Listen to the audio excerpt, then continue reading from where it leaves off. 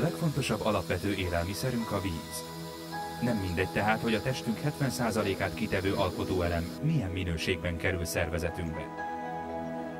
Bár a minőségi követelmények igen szigorúak, sokan mégsem bíznak meg teljesen a vezetéken érkező ivóvízben.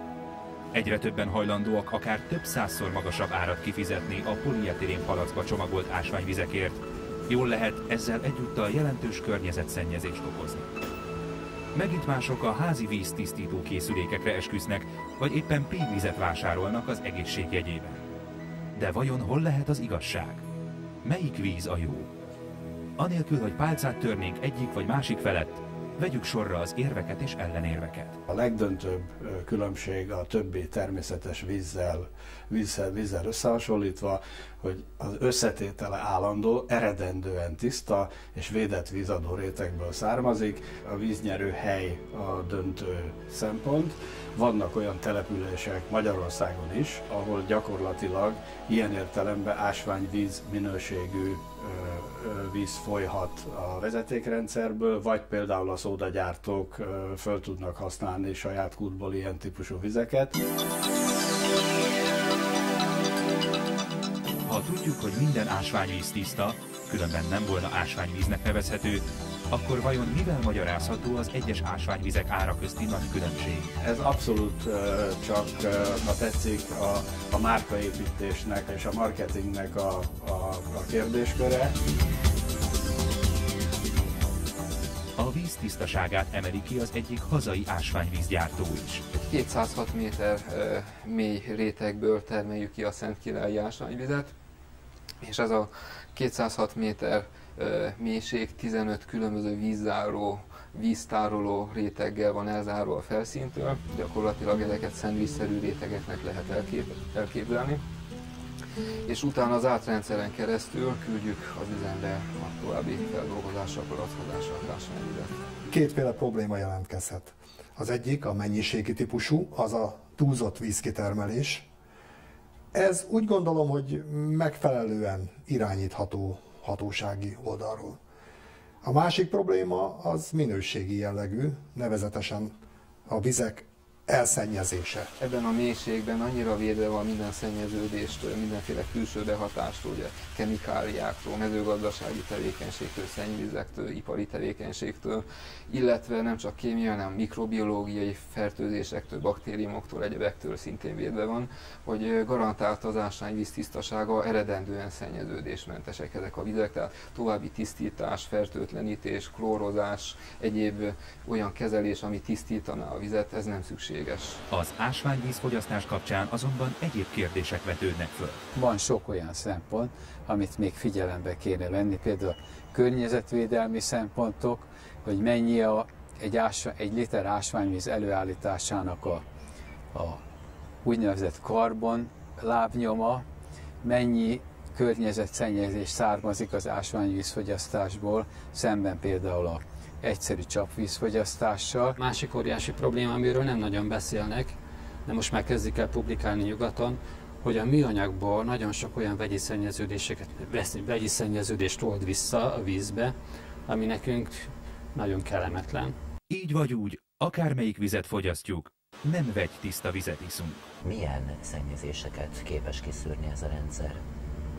Gyakorlatilag szinte mindent kiszűr a vízből, ami benne van, tehát az ásványi anyagokat, a vegyi szennyeződéseket, a vírusokat, baktériumokat, de akár a hormonokat, mindent szépen kiszűr a vízből, és ennek az eredménye az, hogy egészséges tiszta vizet iszunk.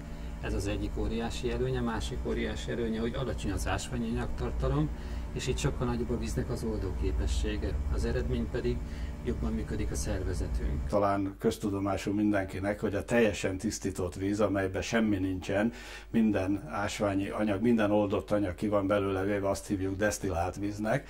A desztillált víz az egyébként annak a rendszeres fogyasztása, az a szó szoros értelmében életveszélyes. Ezek a szűrőtársaságok ezekre egymásra rálicitálnak, hogy na még én még ezt ki tudom szűrni, ezt még egy kicsit nagyobb arányba ki tudom szűrni, és a végén tényleg ott tartunk, hogy desztillált vizet próbálnak azt mondani, hogy ez a legjobb. Hát nagyon érdekes dolog ez a megközelítés, mert a különböző szabványok, gondolok itt a németre, az EU-ra, az amerikaira vagy a WHO-ra, mind nulla ásványanyag tartalmat enged meg a tiszta víznél, és azt mind engedik, tehát nagyon sok helyen, például Indiában, vagy a tengerpartokon mindenütt szinte desztillált vizet isznek az emberek. Néhány propagandában hallom is, hogy ugye a tisztított vízbe pedig tessék, mit tudom én, magnézium tablettát beletenni.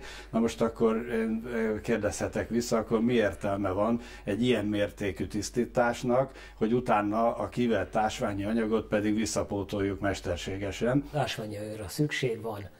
Ásványi anyag kell a szervezetnek. A szervezetnek szüksége van az ásványi anyagokra, de a szervesekre. Tehát a szervezetünk úgy van fölépítve, hogy csak szervesből tudja feldolgozni ezeket a nyomelemeket, meg vitaminokat, vagy ásványi anyagokat. Tehát amiket mi kapunk általában ásványi anyagként a vízből, az mészkő, vagy gipsznek is nevezhetném. Most kinek kell a gipsz? Nem tudna az ember egészségügyiként azt mondani, hogy ez a jobb, vagy az a jobb. Ezt mindenki, aki ezt mondja, hogy a lágy víz a jobb, vagy a kemény víz jobb, az valami érdekcsoportot képvisel. Meggyőződésem, hogy ez nem igaz. Olyan vízre van szükség, amelyikben vannak ásványi anyagok, mert az is egy szükséglet az embernek, tehát hogy ilyen mikroanyagok bekerüljönek, nem csak a táplálkozással, hanem a vízzel is. Aztán majd a mi szervezetünk eldönti, hogy abból mi szükséges, és méltóztatik kiszűrni. Azért van a mi szűrőrendszerünk, a veserendszerünk, hogy ami fölösleges, azt kiszűri. Nyilvánvaló, hogy szélsőségeket nem tud kiszűrni a mi szervezetünk se, de azt higgye el bárki, hogy a legjobb vízszűrő berendezés az itt van, itt bent. A tisztiorvosi vizsgálatok, vagy inkább azt mondom, hogy a főtisztiorvos úr azt mondja, hogy 110 000 féle szennyeződés van a vízünkben. Ebből általában mérnek 16-17 féle szennyeződést a laborvizsgálatok alkalmával. Tulajdonképpen a többi 99 000-et vagy 100 000-et egyáltalán nem is vizsgálják. 230 000 paramétert vizsgálunk meg. Ebből látszik is, hogy a víz az egyik legjobban ellenőrzött élelmiszer. Mi a Dunavizet isszuk, és a Dunában nagyon sok permetlé, különböző baktérium szennyeződés van benne, ami a kavicszűrőn átjutva belejut a vízünkbe. Normális körülmények között, normális üzemi viszonyok között, tehát amikor nem volt valamilyen vízminőségi baleset vagy havária, nem fordult elő, hogy nehézfémeket, szennyezésből származó nehézfémeket vagy gyógyszermaradványokat mértünk volna. Ennek az is az oka, hogy például a parti szűrésű kutaknál a szűrőréteg vastagsága, a homokos kavics összlet vastagsága, amin keresztül átszivárog a víz, addig a helyig, ahol kivesszük, az mondjuk 30 vagy 40 méter, vagy annál nagyobb távolság, és a szennyezőanyagok, amelyek mondjuk például a Dunavízben lehetnek, azok, amikor elkezdenek szivárogni a vízkivételi hely felé, akkor ebben a homokos kavics összletben, homokos kavics szűrőben mondjuk néhány 10 centimétert, vagy mondjuk legfeljebb 1 métert hatolnak csak le, annál mélyebbre nem kerülnek, és csak a tiszta víz az, amelyik ezen a szűrőn tovább áramolva még néhány 10 métert megtesz, addig a pontig, ahonnan mi a vizet kivesszük. Ezért nem csak, hogy nem mértünk, hanem valószínűtlen az is, hogy a közeljövőben mérjünk ilyen szennyezést. A kutak többségéből tehát eleve tiszta víz nyerhető, ami általában további tisztítást nem igényel. Minimális klór hozzáadására ugyanakkor mégis azért van szükség, hogy a vízvezetékekben se szaporodjanak el a kórokozók. A klór az emberiség jótevője, még akkor is, hogyha sok ellenkező vélemény is van manapság. Nem véletlen, hogy 1 vagy 2 évvel ezelőtt a legnagyobb amerikai orvosi magazin körkérdésére, hogy melyik az a találmány, amelyik az emberiség egészségi szempontból legnagyobb jelentőségű találmánya, az elsöprő többséggel a klórozást kapta a legtöbb szavazatot. A klór az, úgy is mondják, hogy csendes gyilkos.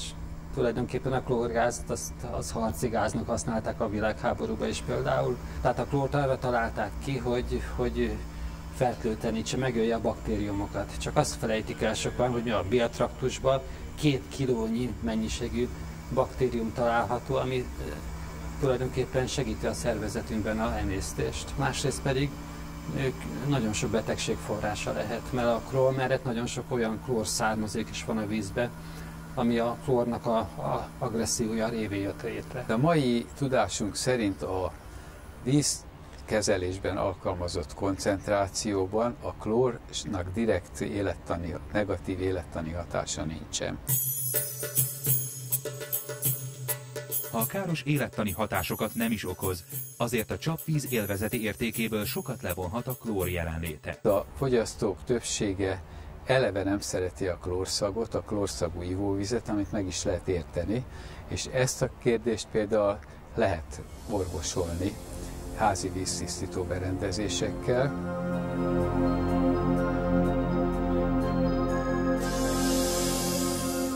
A házi víztisztító berendezésekkel kapcsolatban azonban nem árt tudni azt sem, hogy nem megfelelő karbantartása esetén a szűrő telítődhet, a felhalmozott anyagok pedig nagy töménységben jelenhetnek meg a kimeneti oldalon. 2 lépcsős vízkezelést alkalmazunk.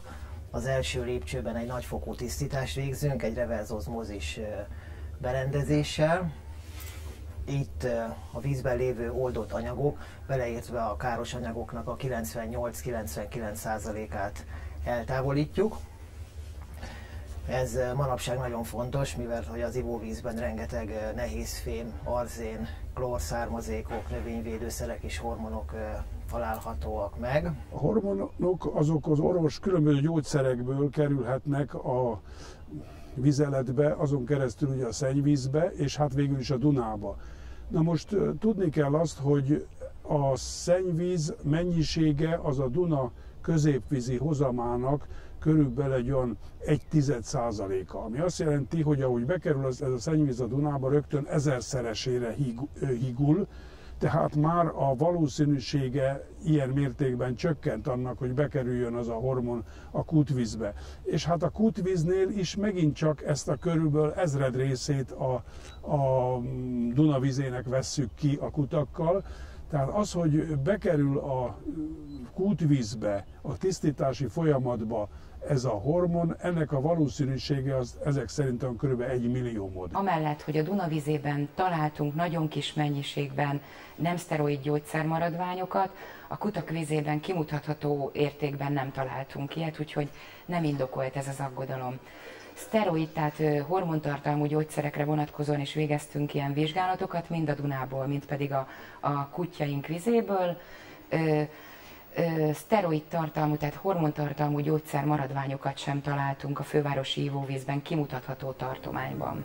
Minden esetre a reverse oszmózisos szűrés után létrejött csaknem vegytiszta víz további kezelésével PV-víz állítható elő, melynek sokan gyógyhatást tulajdonítanak. Ezt a nagymértékben megtisztított vizet vezetjük bele a PV-víz készülékbe. A PV-víz készülék a rendezetlen vízmolekulákat összerendezi egy szabályos struktúrába, egy úgynevezett klaszter szerkezetbe. Ez a szerkezet pont ugyanolyan, mint amely az élő szervezetekben megtalálható víznek a formája.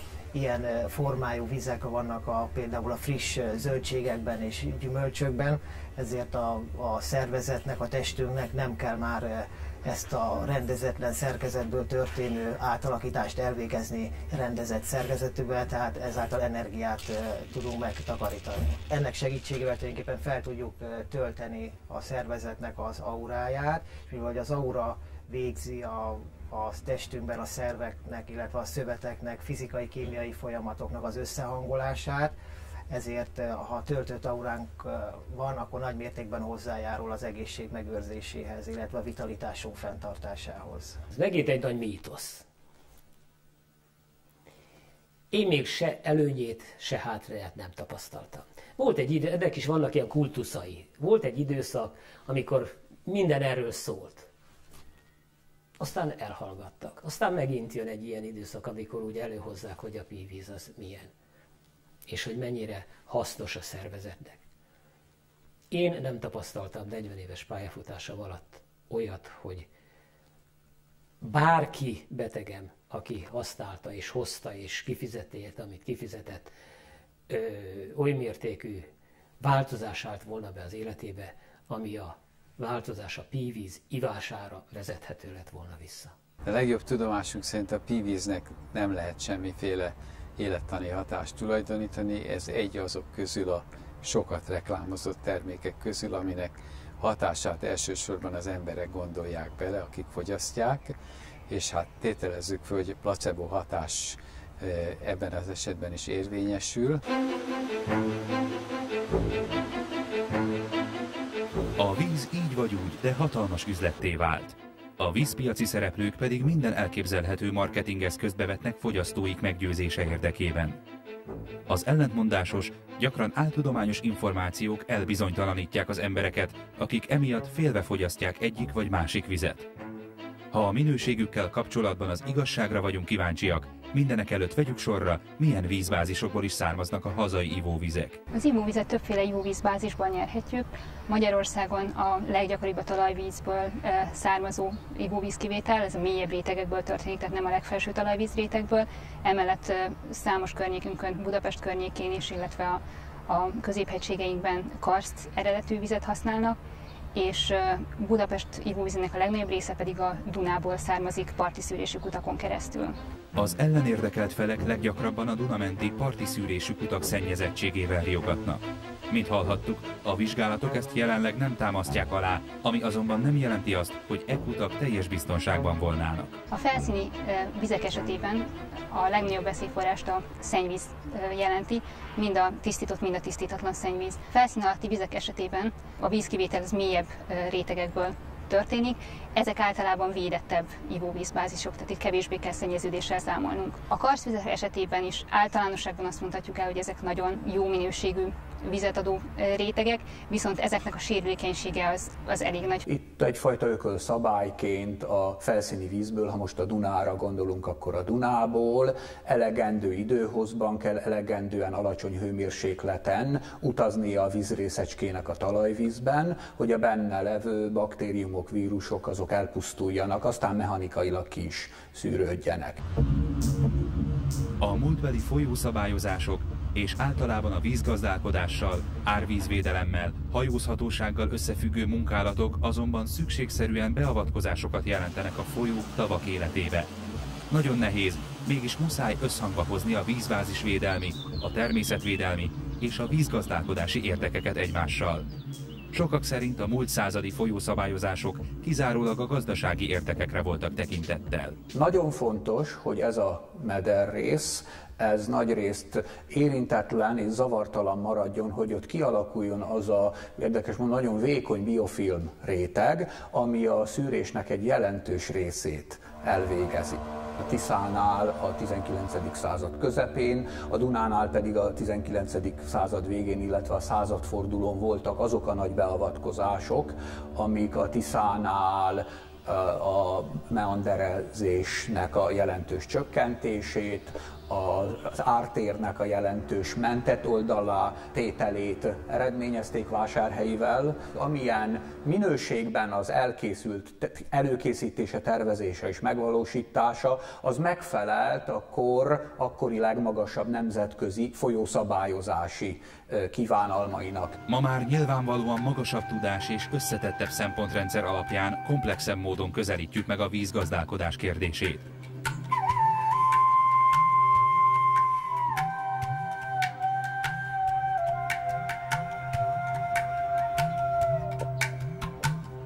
A vízmérnökök és a biológusok együttműködésének kiemelkedő példája a Kis-Balaton 20 éve kezdődött és ma is folyamatban lévő helyreállítása.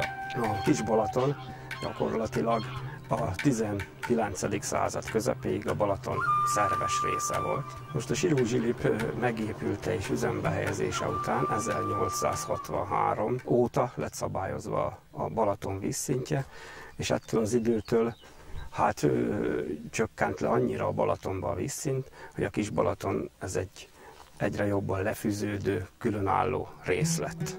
Na most az újraéledése, vagy az újjáéledése, az pedig annak a kapcsán alakult ki, vagy vetődött föl, hogy a Balaton vízminősége a 1970-es évekre számottevően leromlott. Elleromlás oka az volt, hogy a Balaton vízgyűjtő területéről nagy mennyiségű szerves szennyezőanyag érkezett a tó vízébe.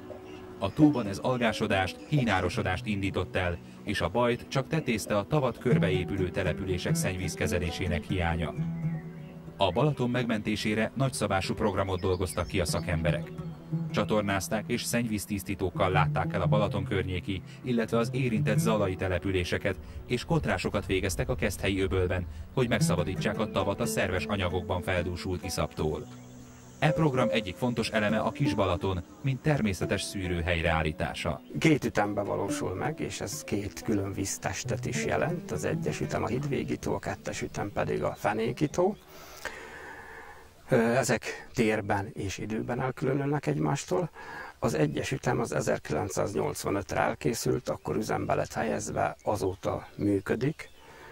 És hát a Balaton jelenlegi jó vízminősége a részben a Kis-Balaton jó működésének is köszönhető. Ez egy rekonstruált szűrőmező, amitől azt várták el, hogy a Zala vízgyűjtőjéből, illetve az Zala melletti településekről, még ha tisztítva is, de mégiscsak tisztított szennyvízként bejutó vizek, a Zala által szállítva, egy olyan előszűrésen biológiai, aztán mechanikai menjenek keresztül, hogy a tóba ebből már csak nagyon mérsékelt mennyiség jusson.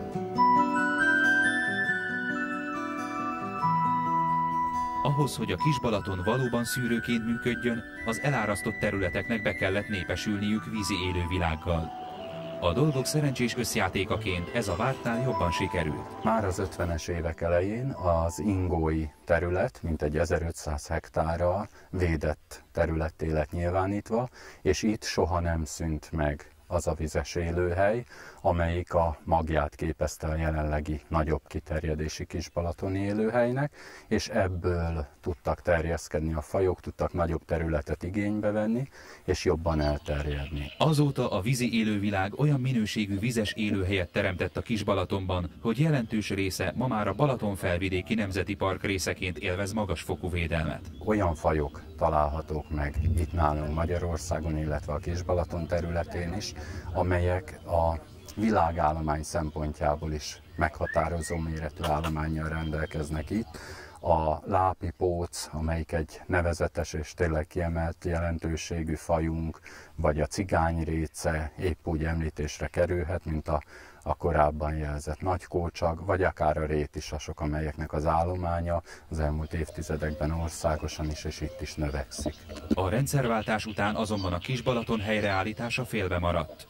Csak mára érett meg a helyzet a befejezésre, ami a Balatonhoz közelebb eső úgynevezett 2-es ütem elárasztását jelenti. A 2-es ütem, a Fenéki tó, az még nem készült el, nincs üzembe helyezve.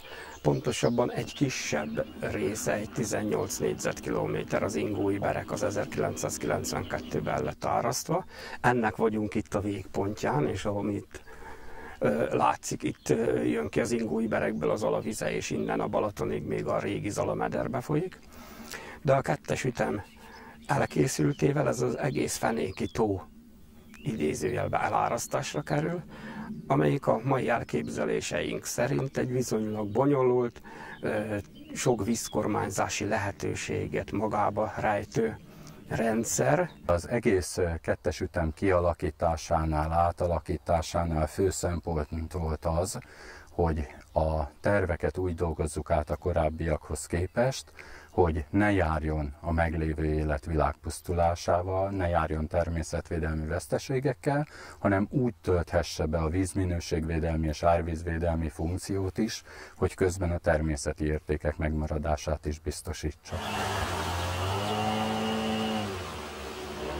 Érdekesség, hogy éppen az elárasztás előtt álló Fenéki tó volt a régi Kis-Balaton. Itt volt a Fekete István regényéből ismert Tüskevár, Matula bácsi szigete.